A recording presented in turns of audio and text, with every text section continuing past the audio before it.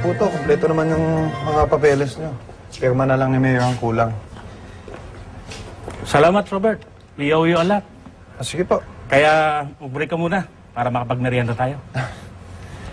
Wala akong problema. Sige, next time na lang. Anak ko po. Sige po. Okay. Ingat po kayo.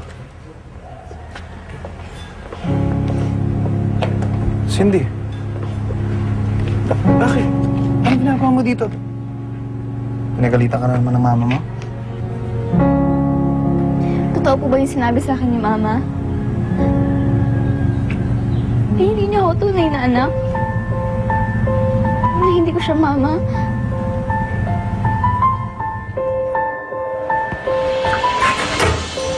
Ano kailangan mo? Bakit nakataka ka dyan? Hindi ko pa kasi nakikita si Cindy. Napasok ba siya? Pakailan mo. Di ba nag-usap na tayo, nalayo mo na siya? Concerned lang naman ako. Gusto ko malaman kung okay ba talaga siya. Okay na siya. Kung hindi siya okay, ako nang bahala sa kanya.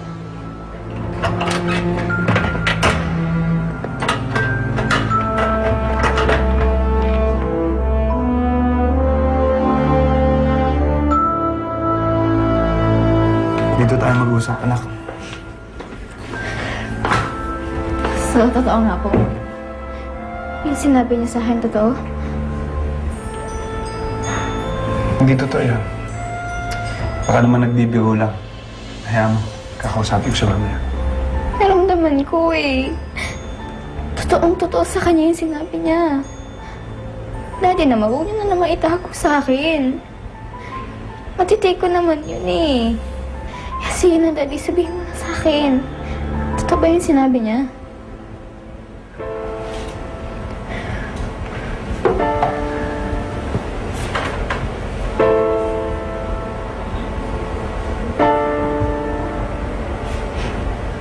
Yun ba ang rason kung bakit hindi niya ako magawang mahalin? Kasi hindi nga siya yung mama ko. Cindy. Oo, totoo yan. Hindi siya ang tunay mong ina. Ano ang karapatang makatao na hindi tinatamasa ng magkapatid na Crispin at Basilio?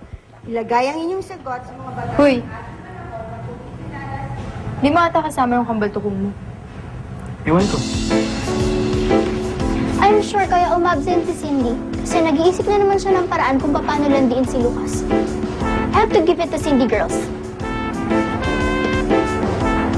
Sebastian! Saan ka pupunta? Bakit wala ka sa loob ng classroom mo? Sir Pete, may pupuntahan po ko. Anong pupunta? Hindi pwede. Bumalik ka sa loob ng classroom ko, hindi isusumbong kita kay Miss Di Makulangan. Sebastian!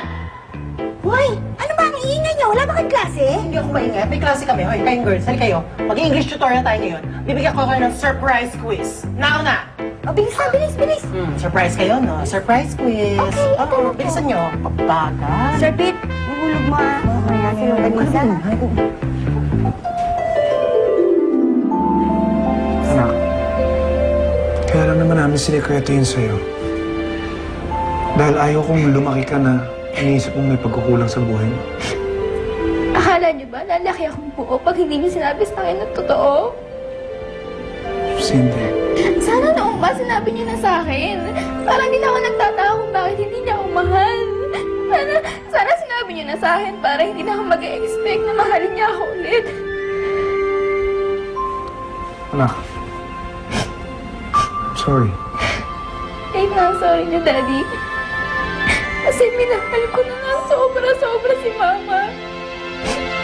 At sobrang nasaktan ako nung nalaman ko na hindi siya yung tunay kong ina.